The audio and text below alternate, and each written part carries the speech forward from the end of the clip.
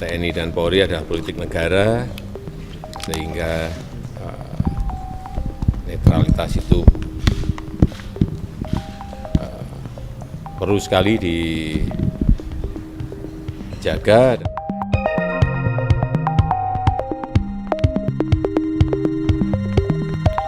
Hai sahabat Kompas.com, itu dia sepenggal pesan dari Presiden Joko Widodo untuk TNI Polri pada tahun 2019 lalu. Maksud dari pesan tersebut adalah TNI dan Polri menjaga kelancaran proses pemilu 2019 yang sedang berlangsung kala itu. Namun belakangan, langkah pemerintah yang menunjuk anggota TNI Polri untuk menduduki jabatan kepala daerah lagi jadi sorotan publik nih. Kasus terbaru tak lain soal penunjukan mantan Pangdam Iskandar Muda, Maijen Purnawirawan Ahmad Marzuki sebagai penjabat Gubernur Aceh. Kenapa hal ini menjadi perhatian?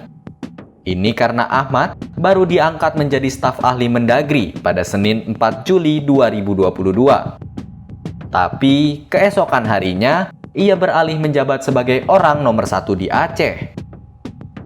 Sontak, keputusan ini pun membuat publik berspekulasi kalau penunjukan Ahmad Marzuki diduga mengakali aturan. Tapi tak lama kemudian, pemerintah langsung membantah dugaan itu. Ngomong-ngomong soal polemik ini, jika melihat ke belakang, sebenarnya ada dua penjabat kepala daerah yang kasusnya hampir mirip dengan Ahmad Marzuki. Mereka adalah Paulus Waterpauw dan Andi Chandra Asaduddin. Jika Ahmad Marzuki ini statusnya sudah pensiun, Paulus saat itu justru masih berstatus Jenderal Bintang 3 Polri, lalu ditunjuk sebagai penjabat Gubernur Papua Barat pada 12 Mei 2022. Sementara Andi Chandra merupakan Brigjen TNI yang ditunjuk sebagai penjabat Bupati Seram bagian Barat, Provinsi Maluku pada 24 Mei 2022. Sebenarnya polemik ini telah berulang kali dijelaskan pemerintah. Mereka menegaskan bahwa langkah ini sah di mata hukum. Dalam penjelasannya, pemerintah menggunakan 4 aturan sebagai dalih penunjukan TNI Polri aktif menjadi penjabat kepala daerah. Aturan itu antara lain Undang-Undang Nomor 34 Tahun 2004 tentang TNI, Undang-Undang Nomor 5 Tahun 2014 tentang ASN, Peraturan Pemerintah Nomor 11 Tahun 2017 tentang Manajemen PNS, dan satu lagi, yakni Putusan MK Nomor 15 Tahun 2022.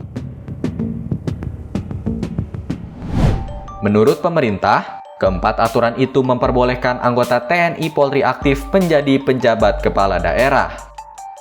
Nah, jika itu penjelasan dari sisi pemerintah, sebenarnya persoalan ini sudah disinggung di dalam Undang-Undang Dasar Negara Republik Indonesia Pasal 30 Ayat 3. Dalam pasal itu, tertulis bahwa tugas pokok TNI adalah menegakkan kedaulatan negara serta mempertahankan keutuhan wilayah NKRI berdasarkan Pancasila dan Undang-Undang Dasar Republik Indonesia 1945, bukan justru mengikuti politik praktis.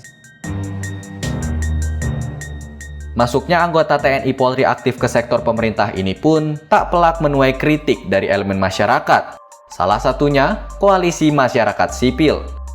Mereka menilai kasus ini merupakan bentuk dui fungsi TNI Polri.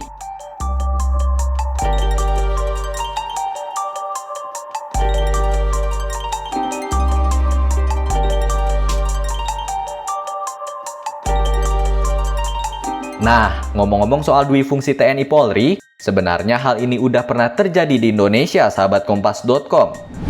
Yaitu dui fungsi Angkatan Bersenjata Republik Indonesia atau ABRI pada masa Orde Baru. Pada masa kepemimpinan Soeharto, memang banyak ditemukan anggota ABRI yang seharusnya bertugas sebagai kekuatan militer negara saja, malah merangkap menjadi pengatur pemerintahan negara.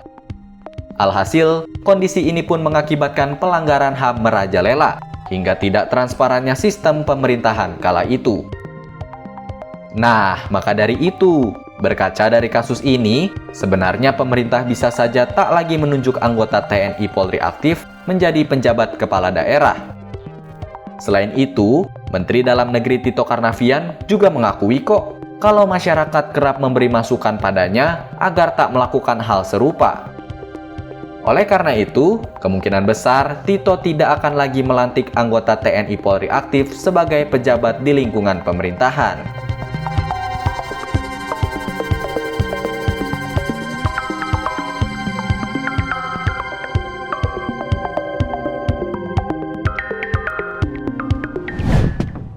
Itu dia ulasan soal alasan anggota TNI Polri aktif yang tidak boleh terlibat politik praktis. Kalau gitu, sekian Oh Begitu kali ini. Sampai bertemu di video-video lainnya. Dan simak informasi menarik lainnya hanya di ohbegitukompas.com, jernih melihat dunia.